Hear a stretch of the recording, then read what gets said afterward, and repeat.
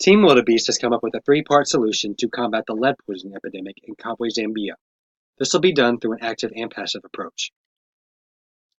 Kabwe is one of the top 10 most toxic places on Earth. A mine that opened early in the 1900s has drastically caused lead to enter the air and invade the community.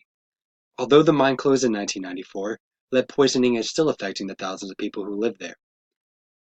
People are suffering from learning, growing, and performing everyday activities.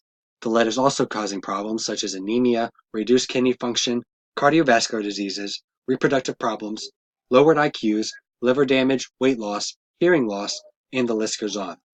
The problems of lead poisoning are preventing Kabwe citizens from rising out of poverty as it decreases their health, education, productivity, and work life. The first solution our group believes is important to help the people of Kabwe is through soil remediation. In Kabwe, the main cause of lead poisoning is believed to be inhalation or ingestion of airborne particles. Also, dust from gardens and general play areas, food grown in contaminated soils, and dust created as people search the mine dumps for scrap metals. Several studies have shown that soil lead levels are linked to blood lead levels. Unfortunately, soil lead levels in Kabwe were 3 times higher than the US EPA standard, and in some areas more than 1,000 higher than the standard. A solution to fix soil lead levels is through soil remediation. This is the removal of topsoil layer and replacing it with clean soil.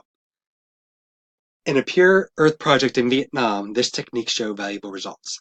They mitigated yards with soil lead levels greater than 800 parts per million and found a couple months after that the soil lead levels decreased to 50 parts per million. Additionally, the blood lead levels in children ages 0 to 5 decreased by an average of 72%.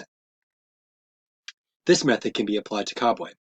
Since inhalation of dust in general play areas is a major cause of lead poisoning, remediation of the school play area and its surroundings would be beneficial.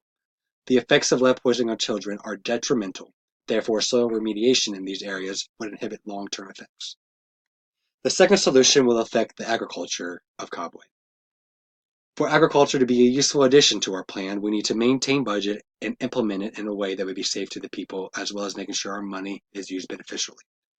In the topic of agriculture and the climate and conditions of Kabwe, it is important to take measures against the lead in the soil and find a crop that is well suited for the environment. To combat the lead in the soil, we would use an organic material such as oyster shell lime. We could mix this with the soil at a price of about $700 per acre. Having plants such as crops decrease soil dust, which lessens the effect of lead inhalation. In the climate of Kabwe, the conditions necessary to grow corn fit very well with the conditions provided from September through November due to the precipitation and temperature. We could plant the corn at a price of $400 an acre. In total, the cost to grow the corn from September through November would be approximately $1,100 an acre for materials. The price of the labor would go towards the community members and would only be necessary in the planting stage of growth. The final approach to our solution will be through educating the community members of Kabwe about reducing the lead exposure and safety. With the remaining money from our budget, we plan on training some individuals on the dangers of lead poisoning and how to limit its exposure. Then paying those individuals to go into schools and clinics to educate the community, specifically children, parents, and expecting mothers. This will not only educate the community, but also create more employment. Lead typically enters the body through inhalation and ingestion.